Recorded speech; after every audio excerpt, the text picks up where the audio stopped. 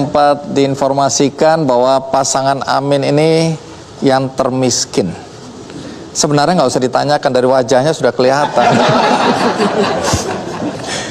Mengapa ini jadi pertanyaan? Karena Pak Mahfud baru saja mengumumkan hartanya menurut laporan terakhir itu 29,54 miliar. Ya. Kita sambil tampilkan ya perbandingannya. Kemudian seperti apa? Mas Ganjar 13,45 miliar. Berapakah harta kekayaan Anies Baswedan?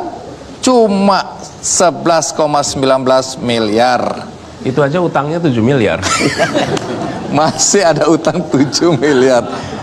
Muhaimin Iskandar 27,28 miliar. Wong sogeh iki ya.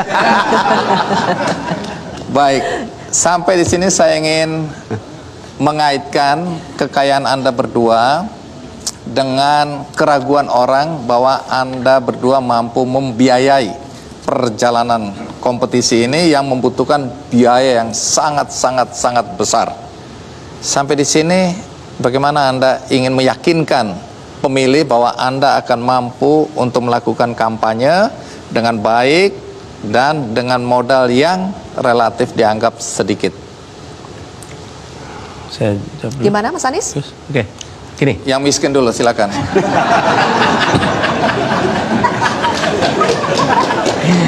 Ya, gini.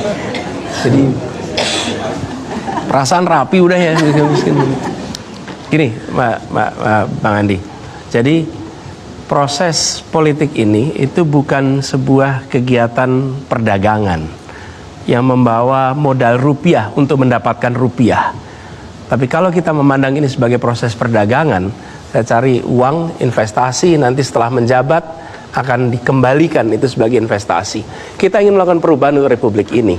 Dan saya ingin mengajak kepada semua yang peduli pada Indonesia, mari menjadi bagian dari perubahan. Mari kita ikut iuran. Yang punya waktu berikan waktu, yang punya pikiran berikan pikiran, yang punya dana bantunya dengan dana, yang punya barang dengan barang. Membangun perubahan sebagai sebuah gerakan. Ini tidak sederhana, tapi kami yakin bahwa di luar sana banyak sekali orang-orang yang mau terlibat. Dan ini sudah kami rasakan selama setahun ini. Selama setahun ini itu banyak yang memberikan kontribusi dengan berbagai caranya, sesuai dengan kapasitas yang mereka miliki. Nah, kami juga ingin mengirimkan pesan bahwa kita berdua sudah berada di pemerintahan. Dan selama kami di pemerintahan, kami jalankan tata kelola pemerintahan dengan baik dan benar. Kami berada di pemerintahan bukan untuk mengumpulkan dana. Kami berada di pemerintahan untuk menggunakan kewenangan agar bisa menjalankan perintah konstitusi, agar bisa memberikan perubahan kepada masyarakat. Dan itu ada rekam jejaknya di dalam catatan kekayaan kita. Jadi menurut saya justru sekarang sudah harus ada perubahan di aspek ini. Pembiayaan di dalam urusan politik, termasuk urusan kampanye, itu sesuatu yang negara sudah harus terlibat. Kalau kita seperti ini terus, seperti calon presiden, semua mata menyoroti. Tapi kalau calon bupati, calon wali kota di berbagai wilayah Indonesia, calon gubernur yang belum tentu jadi sorotan, mereka memiliki biaya yang harus dikeluarkan cukup besar. Selama tidak ada keterlibatan negara di dalam pembiayaan politik, termasuk pembiayaan kampanye, maka ini adalah salah satu hulunya praktek korupsi yang ada di Indonesia. Salah satu hulunya adalah karena political financing tidak diatur. Padahal kita tahu bahwa di dalam politik itu ada biaya. Seperti juga mengelola studio ini, itu ada biayanya untuk listrik, untuk personalia, untuk operasional dan lain-lain. Nah, kami melihat sekarang ini sebagai sebuah perjuangan, kami ingin mengajak semua.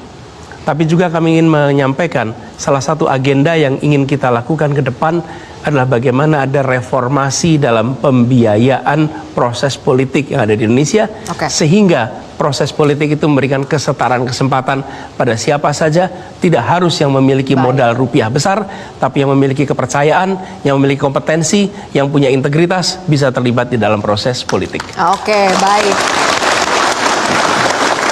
Sebelum reformasi itu bisa dilakukan, lagi-lagi sudah menjadi rahasia umum. Kalau mau kampanye ya butuh modal yang gede, Bang Andi ya.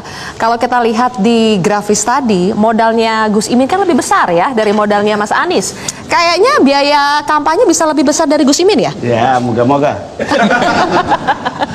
Jadi pasangan Amin ini bisa disebut pasangan mantap. Apa itu? Apalagi itu? Kalau dibiarkan lama-lama makan tabungan. Singkatan dari mantap itu makan tabungan. Saya juga kaget dibilang Bang Andi sugih. Saya ini dapat limpahan syukur ketika Gus Dur jadi presiden. Tanah saya yang di samping rumah Gus Dur meningkat tajam harganya. Kenaikan NJOP. Saya berharap Mas Anies nanti jadi presiden, tanah di rumah Mas Anies juga akan meningkat tajam NJOP. Amin. Amin. Nah, makanya kemudian kalau makan tabungan kita jual tanah dulu, Mas. Itu biasanya doa orang susah seperti itu.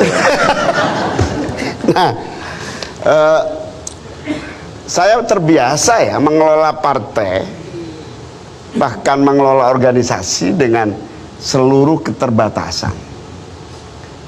Saya bilang kepada teman-teman dari beberapa orang menyampaikan kepada saya, termasuk Pak JK, kamu kaya banget ya. Di setiap titik saya lihat ada balihomu, ada billboardmu.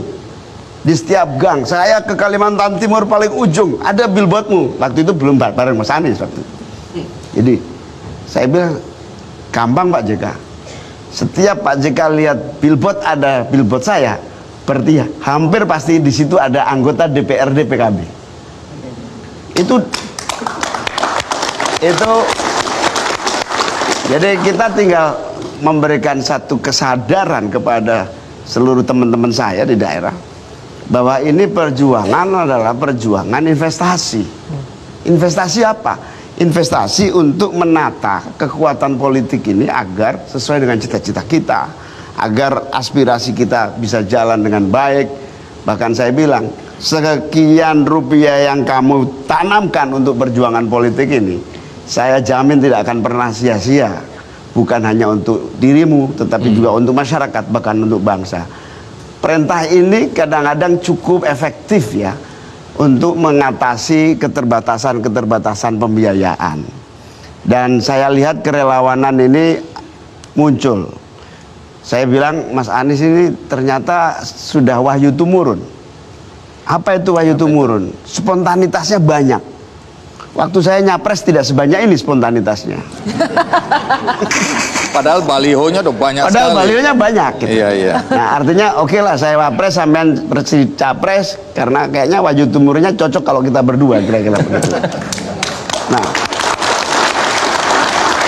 apa itu wahyu tumurun? Apa itu wahyu tumurun? Wahyu tumurun itu bahasa Jawanya memang ada titah. Kenapa titah? Spontanitas. Apa itu spontanitas? Kita berharap seluruh yang ingin perubahan, seluruh yang ingin pemimpin fresh kayak kita berdua ini, fresh gak sih kita ini?